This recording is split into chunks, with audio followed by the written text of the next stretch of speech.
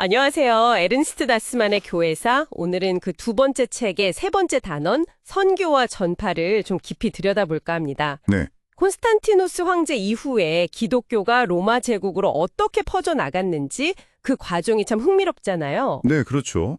특히 4세기 초만 해도 기독교인이 정말 소수였는데 불과 한 세기 만에 제국 전체가 기독교화되는 그 과정이 정말 드라마틱하죠. 맞아요. 에른스트 다스만의 교회사 분석을 보면 이게 우리가 흔히 생각하는 그런 체계적인 선교 전략의 결과만은 아니었다면서요. 네, 그렇습니다. 오히려 뭐랄까 좀 더 폭합적이고 계획되지 않은 방식으로 진행된 측면이 강해요. 하긴 그 오령 박해 때문에 중앙에서 뭔가 계획하고 지시하기는 어려웠겠네요. 바로 그 점입니다.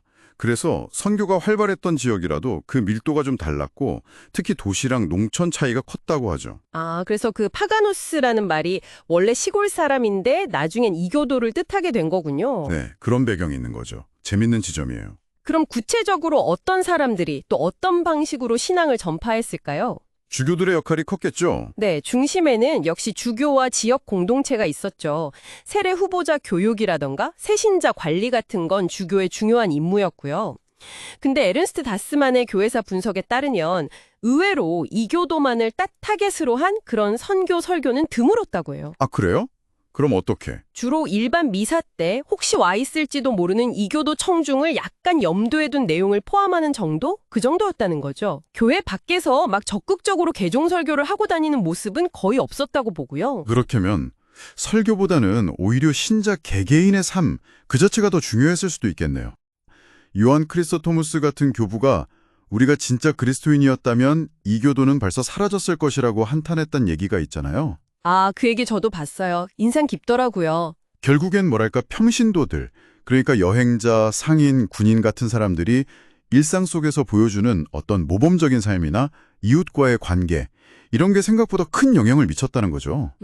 그렇군요. 평신도의 역할. 그리고 또 빼놓을 수 없는 그룹이 바로 수도승들입니다. 아, 수도승들이요? 네. 이분들은 좀 더 활동적이었어요. 마을을 직접 돌아다니면서 설교도 하고 때로는 병자를 고치거나 악령을 쫓는 그런 카리스마적인 활동을 보여주기도 했고요.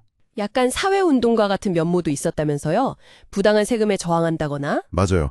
사회적 약자의 편에 서는 모습도 보였죠. 물론 일부는 좀 과격하게 이교 신상을 파괴하는 행동을 하기도 했지만요. 어쨌든 신앙 전파에 있어서는 굉장히 강력한 동력이었습니다. 국가, 그러니까 황제의 역할도 무시 못하겠죠. 콘스탄티누스 이후로는. 그럼요. 황제들이 제국의 평화와 번영, 이걸 이제 기독교 신앙과 연결시키기 시작하거든요. 그래서 교회 건축을 막 지원하고 이교 관습을 금지하는 법령도 내리고요. 황제 스스로를 교회의 외적인 영역을 돌보는 감독, 이렇게 생각했다는 개념도 흥미로웠어요. 네, 외적 영역의 주교라는 표현이죠.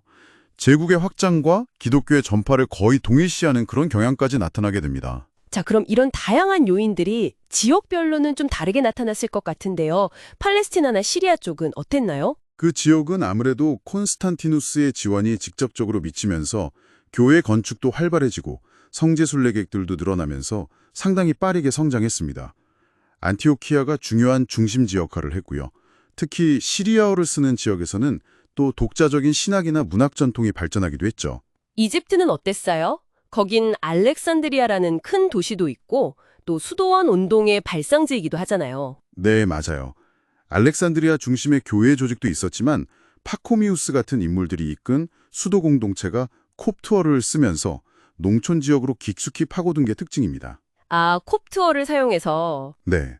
근데 동시에 또 그리스어를 사용하는 도시 상류층에서는 고대 신앙이 꽤 오랫동안 명맥을 유지하기도 했어요. 좀 복잡했죠. 소아시아는 비교적 일찍 기독교화 되었다고 들었는데 거기는 좀 달랐나요? 대체로 그랬지만 예를 들어 아테네 같은 곳은 고대 철학의 중심지였잖아요. 그래서 5세기 후반까지도 신플라톤주의 학교가 유지되면서 저항이 좀 있었다고 하고요. 반면에 북아프리카는 좀 안타까운데 도나스스파 분열 같은 내부 문제로 어려움을 겪다가 결국 반달족 침입으로 교세가 확 꺾여버렸죠. 서방 쪽으로 가보면 이탈리아 북부 밀라노는 암브로시우스 주교 덕분에 중요한 거점이 됐다고 하고, 근데 로마는 또 귀족들의 반발이 심했다면서요? 네, 로마는 전통 귀족층의 이교 저항이 꽤 거셌어요. 그리고 갈리아나 게르마니아 같은 좀 변경 지역은 민족 이동 때문에 혼란스러워서 전파가 더뎠고요. 아, 그 시기였군요. 네, 하지만 프랑크족 클로비스 왕의 계종처럼 어떤 통치자의 결단이 결정적인 계기가 되기도 했습니다. 이렇게 쭉 들어보니 에른스트 다스만의 교회사 분석대로 초기 기독교의 확산이라는 게 정말 어떤 단일한 계획이나 전략으로 설명하기는 어렵네요.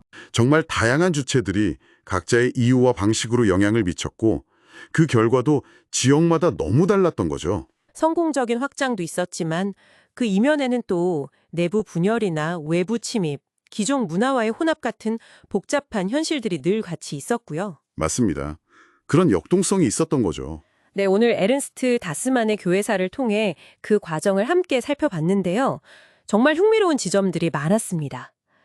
하나의 신념이 개인의 삶과 사회 전체로 스며드는 과정의 복잡성, 이걸 다시 한번 생각해 보게 되는 것 같아요. 당신은 오늘 이야기에서 어떤 점이 가장 인상 깊으셨나요? 글쎄요. 저는 그 계획되지 않은 결과들이라는 점이 계속 마음에 남네요. 어쩌면 의도하지 않았던 평신도들의 역할이나 수도승들의 활동이 오히려 더 큰 영향을 미쳤을 수도 있다는 점이요. 맞아요. 그런 예상치 못했던 성공 요인들이 어쩌면 오늘날 우리 사회의 변화를 이해하는 데도 어떤 실마리를 주지 않을까, 그런 생각도 해보게 됩니다.